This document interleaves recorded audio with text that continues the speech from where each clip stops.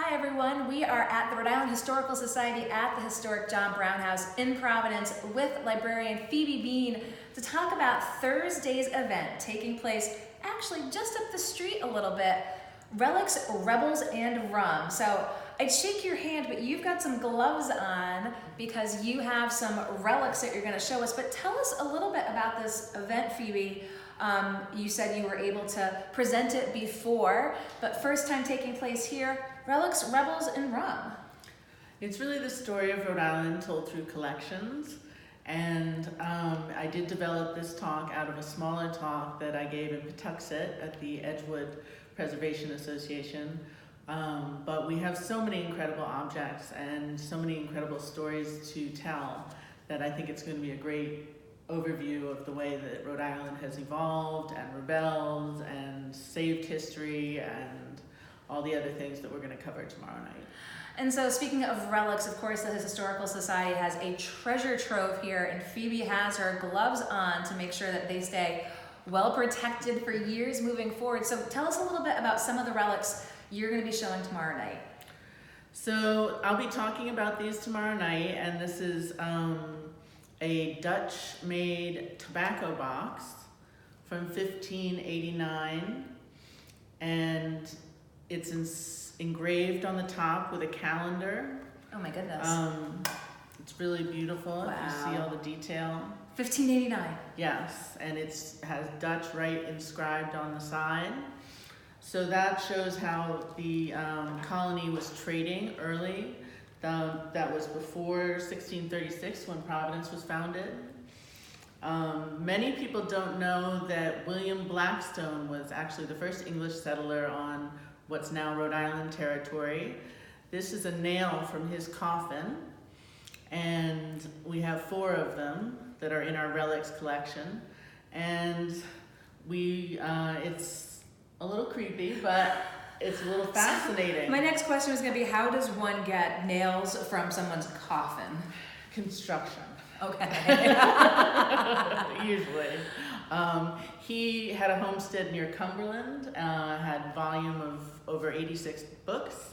It was burned during King Philip's War. What is this? This looks like a doorknob, but is actually the first known seal of Rhode Island. And it was used by Governor Benedict Arnold. You can see the AB in reverse. And if you can almost see it, you can see the anchor. Wow. The anchor with the word hope above it. I'm glad you didn't make me guess, because yes, it was going to be doorknob, but a seal. So I imagine tomorrow night when you're showing folks these things, these aren't passed around. You've got the gloves on. You have to show people. I mean, how you keep these and preserve them is really an art. It is, and we have a very professional staff here at the Collections Department of the Rhode Island Historical Society.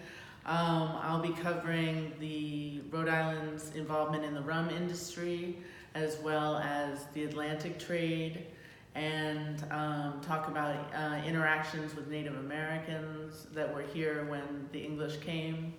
I'll show you one last thing. This is a piece of the rock that Roger Williams landed on, and we have many, many, many of them. Oh my goodness. Now it's marked. Yes, because they were sold as souvenirs.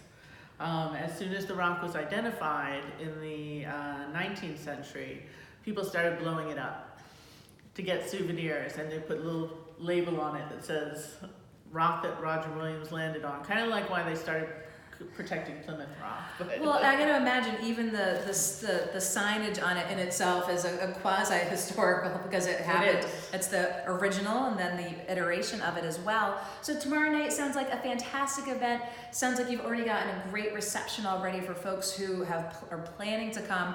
Possibility of coming at the door, or should you call the Historical Society? I would call or email the Historical Society. This is a membership event, and so we're really excited to welcome our members for free. It is open to the public for $5 per person, but it is one of the benefits of membership. And then we also have an event that's coming up in February on the 27th that will be at Revival Brewing on Shall We Shanty, on sea shanties, and that will be in Cranston. So look for these member events.